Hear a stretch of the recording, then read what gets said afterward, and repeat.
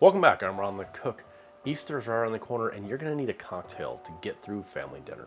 So let's make an Easter margarita. When I was thinking of what to put in this cocktail, the first thing that came to mind obviously is carrots.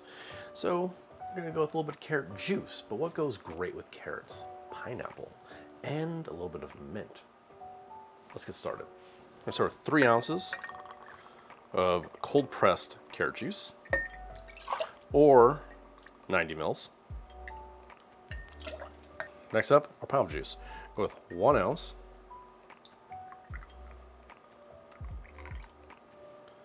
$30 mils. And we are gonna need a little bit more acid for our cocktail because the pineapple just doesn't have enough. We're gonna go with 1 ounce or 30 mils of fresh lime juice. Now, instead of going with triple sec, I'm gonna go with some naranja, Mexican orange liqueur. Go 1.5 ounces or 45 mils. And for our tequila selection today, we'll go with LALO. 3 ounces or 90 mils. It's gonna be a nice big cocktail. Got a nice big cube here. Let's give it a crack.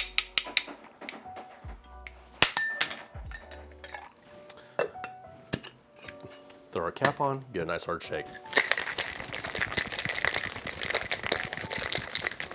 The glass here, add our ice, and our beautiful carrot margarita.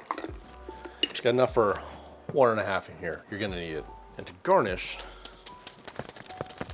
some fresh mint. Our Easter margarita. Even though there's no mint in the cocktail itself, it's a perfect pairing with the carrot, the pineapple, the tequila. It's very spring. So, cheers to Easter.